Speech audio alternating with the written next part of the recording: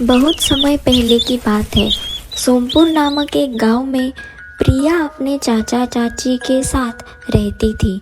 प्रिया की चाची सुजाता बहुत ही कठोर स्वभाव की थी। सुजाता बिल्कुल भी यह नहीं चाहती थी कि प्रिया उसके घर में रहे। सुजाता प्रिया को बहुत ही परेशान करती थी ताकि वह उसके घर से भाग जाए। उससे घर का सारा काम कराती, झाड़ू पोछे से लेकर किचन तक सारा काम प्रिया से ही करवाती थी और खुद सुजाता पूरे दिन आराम करती। सुजाता प्रिया को दिन में एक ही बार खाना देती और वो भी रूखा सूखा। ओ प्रिया महारानी, इतने आराम आराम से क्यों काम कर रही हो? तुम्हें पता नहीं है क्या, मेरी बहन आज मुझसे मिलने आने वाली है। जल्दी से घर की अच्छे से सफाई कर और हाँ, स्वादिष्ट स्वादिष्ट खाना बनाओ। जी चाची जी, मैं सब काम कर दूंगी और खाना बनाकर भी रख दूंगी। बेचारी प्रिया सारा दिन काम करती और अपनी चाची की धुतकार भी सुनती। शाम हो जाने के बाद सुजाता की बहन आती है। सुजाता और उसकी बहन कियारा दोनों मिलकर बहुत मज़े करते हैं और खाना भी मज़े से खाते हैं। जब प्रिया के खाने का समय होता है तब वो आती है और अपनी चाची से कहती है, चाची जी, मेरे खाने का समय हो गया है, मुझे कुछ खाने को दे दीजिए। क्यों मनहूस, तुझे दिखाई नहीं देता कि मैं अपनी बहन से बातें कर रही हूँ? अपनी मनहूस शक्ल लेके कहीं भी आ जाती है। खाना दे दीजिए ना। मनहूस कही कि एक दिन खाना नहीं खाएगी तो क्या मर नहीं जाएगी?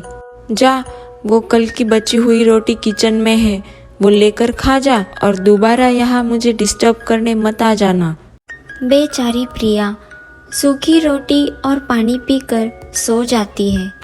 सुबह हो जाने के बाद प्रिया रोजाना की तरह अपने काम में जुट जाती है। दीदी, आपने सुना है क्या? सोमपुर गांव में एक ब्यूटी कंपटीशन होने वाला है। मैं इसीलिए यहाँ आपके पास आई हूँ। मुझे ब्यूटी कंपटीशन में जाना है और जीतकर भी आना है। आप तो मेरी सुंदरता के बारे में जानते हो कि मैं कितनी सुंदर हूँ, लेकिन ब्यूटी कंपटीशन में सिर्फ लहंगा ही पहनकर जा सकते हैं। आपको मुझे एक लहंगा दिलाना पड़ेगा। आप जीजा जी से कहकर मुझे एक लहंगा दिलवा दीजिए ना, और वो भी एक अच्छे ब्रांड का। हाँ हाँ, क्यों नहीं।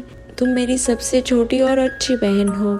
मैं तुम्हें लहंगा ज़रूर दिलवाऊंगी और देखना, ये ब्यूटी कंपटीशन तुम ही जीत कर आओगी। सुजाता और कियारा की बातें प्रिया सुन लेती है। प्रिया भी बहुत सुंदर थी और वो भी ब्यूटी कंपटीशन में जाना चाहती थी। हाँ, इस ब्यूटी कंपटीशन में मैं भी जाना चाहती हूँ, लेकिन पता नहीं चाची जी मुझे लहंगा दिलाएंगी भी या नहीं। लेकिन एक बार मैं चाची जी से बात करके देखती हूँ। चाची जी दिल की तो बुरी नहीं है, शायद मुझे लहंगा दिला दे। चाची जी, मैं भी ब्यूटी कंपटीशन में जाना चाहती हूँ। आप मुझे भी एक लहंगा दिला देना, ब्रांड का नहीं, कोई सिंपल सा दिला देना। मेरा बहुत मन है ब्यूटी कंपटीशन में जाने का। क्या दीदी, आप इसे लहंगा दिलाएंगी और मेरे सामने ब्यूटी कंपटीशन में खड़ा करेंगी? मेरी सुंदरता के सामने कोई भी नहीं टिकता और ये नौकरानी तो बिल्कुल भी नहीं। दीदी, इस नौकरानी के अंदर तो बहुत हिम्मत है जो आपसे लहंगा मांग रही है। आप इसे कुछ कह क्यों नहीं रही? आपने अपने नौकरों को बहुत सर पे उठा रखा है। इनकी असली औकात क्यों नहीं दिखाती आप? हाँ मेरी प्यारी बहन, तू बिल्कुल सही कह रही है। मैंने इस मनहूस को बहुत ही छूट दे रखी है, इसलिए वो सर पे बैठ गई है। देखो तो, ये मुझसे लहंगा मांग रही है और वो भी ब्यूटी कंपटीशन में जाने के लिए। रुक, मैं तेरी औकात तुझे अभी दिखाती हूँ। ऐसा कहकर सुजाता प्रिया की बहुत पिटाई करती है और कहती है, देखा मनहूस, मेरे सामने तेरी औकात 2 कौड़ी की है। तू नौकरानी है तो नौकरानी बनकर रहा कर। महारानी को लहंगा चाहिए और वो भी ब्यूटी कंपटीशन में जाने के लिए। आज के बाद अगर मुझसे कुछ फरमाइश की तो देख लेना, आज तो सिर्फ मैंने तेरी पिटाई की है, नेक्स्ट टाइम तुझे घर से धक्के मार के बाहर निकाल दूंगी। चल जा, अब हम दोनों के लिए कॉफ़ी बना कर लेकर आ। पता नहीं कौन सा दिन था, जब इस मनहूस के माता पिता इसे छोड़कर चले गए थे। दीदी छोड़िए ना, आप इस नौकरानी की वजह से अपना मूड क्यों खराब कर रही हो। चलिए हम शॉपिंग पे जाते हैं और लहंगा लेकर आते हैं। सुजाता और कियारा दोनों शॉपिंग के लिए जाती हैं। वहीं दूसरी ओर प्रिया बहुत रो रही थी क्योंकि सुजाता ने उसकी बहुत पिटाई की थी।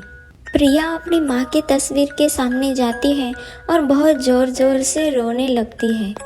माँ देखा, मेरी किस्मत कितनी खराब है। मैं यहाँ नर्क जैसी जिंदगी जी रही हूँ। चाची मेरे ऊपर कितना अत्याचार करती है। मैं ब्यूटी कंपटीशन में जाना चाहती हूँ लेकिन जा नहीं सकती। अगर आप जिंदा होती तो मैं ज़रूर जाती माँ। ब्यूटी कंपटीशन में जाने के लिए मेरे पास लहंगा भी नहीं है माँ। आप जिंदा होती तो मेरे लिए लहंगा ज़रूर लाती माँ, और मेरे ऊपर इतना अत्याचार भी नहीं होता माँ। आप मुझे छोड़कर क्यों चली गई माँ? क्यों माँ, क्यों? ऐसा कहकर प्रिया जोर जोर से रोने लगती है कि तभी एक आवाज़ आती है। वह आवाज़ कहीं और से नहीं बल्कि प्रिया की स्वर्गवासी माँ की तस्वीर से ही आ रही थी। हाँ मेरी बच्ची, मुझे पता है तेरे ऊपर कितना अत्याचार होता है, लेकिन तुझे चिंता करने की कोई ज़रूरत नहीं है। मैं हमेशा तेरे साथ हूँ। तू ब्यूटी कंपटीशन में ज़रूर जाएगी मेरी बच्ची। तेरा सपना ज़रूर पूरा होगा। मेरी बच्ची, तुझे एक लहंगे की ज़रूरत है ना? तेरी माँ तुझे एक जादुई लहंगा देती है। माँ, आप मुझसे बातें कर सकती हैं? मुझे बहुत अच्छा लगा आपकी आवाज़ सुनकर। सच में माँ, आप मुझे एक जादुई लहंगा देंगी? ये लो तुम्हारा जादुई लहंगा। ये पहनकर तुम ब्यूटी कंपटीशन में जाना। देखना, ब्यूटी कंपटीशन तो मेरी बेटे ही जीतेगी। थैंक यू माँ। सच में माँ ही होती है जो अपनी बेटी की हर ख्वाहिश पूरी करती है। माँ से अच्छा कोई नहीं होता। फिर लहंगे को देखकर प्रिया बहुत ही ज़्यादा खुश हो जाती है। वहीं दूसरी ओर सुजाता और कियारा लहंगा लेकर घर आ जाती है, लेकिन जादुई लहंगे के सामने उनका लहंगा कुछ भी नहीं होता। ऐसे ही समय बीत रहा था। फिर वह दिन आ जाता है जिस दिन ब्यूटी कंपटीशन था। सुजाता और कियारा ब्यूटी कंपटीशन में चली जाती है। प्रिया उनके जाने के बाद वो जादुई लहंगा पहनकर ब्यूटी कंपटीशन में जाती है। जादुई लहंगा पहनते ही प्रिया पहले से भी और भी ज़्यादा सुंदर हो जाती है। सबकी नज़र प्रिया से हट ही नहीं रही थी क्योंकि प्रिया का जादुई लहंगा बहुत ही ज़्यादा चमक रहा था। प्रिया उस ब्यूटी कंपटीशन को जीत जाती है, जिसे देखकर सुजाता और कियारा आग बबूला हो जाती है। और फिर सुजाता घर आकर प्रिया से कहती है, क्यों रे मनहूस, तेरे पास ये लहंगा था तो फिर मेरे पास क्यों आई थी? और अब सच सच बता, ये तेरे पास ये लहंगा कहाँ से आया? चाची जी, ये लहंगा मेरी स्वर्गवासी माँ ने मुझे दिया है, और ये लहंगा कोई मामूली नहीं है। ये जादुई लहंगा है। इस लहंगे को जो भी पहनेगा वो बहुत सुंदर हो जाएगा, ऐसा मेरी स्वर्गवासी माँ ने मुझे बताया था। दीदी, ये कह तो सच रही है। जब इस नौकरानी ने ये लहंगा पहना तब वो कितनी सुंदर दिख रही थी। आपको इससे ये लहंगा छीन लेना चाहिए। ये लहंगा आपका और मेरा होना चाहिए। ये लहंगा पहनकर हम और भी ज़्यादा सुंदर हो जाएंगे और फिर इस नौकरानी को यहाँ से धक्के मारकर बाहर फेंक देंगे।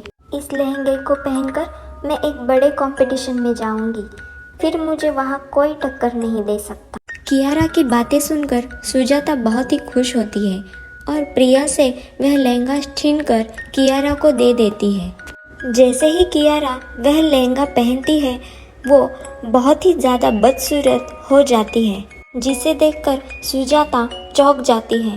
तभी वह जादुई लहंगे से एक आवाज़ आती है, यह जादुई लहंगा है, अच्छे लोगों के काम आता है, बुरे लोगों के काम नहीं आता। तुमने प्रिया के ऊपर बहुत अत्याचार किया है सुजाता। तुम्हारी बहन को इसकी सजा मिल गई। अब तुम्हारी बहन हमेशा के लिए बदसूरत ही रहेगी और इसकी सजा तुम्हें भी मिलेगी। तुम भी हमेशा के लिए बदसूरत हो जाओगी। तभी वह जादुई लहंगे से एक रोशनी आती है और उस रोशनी की वजह से सुजाता भी बहुत बदसूरत हो जाती है।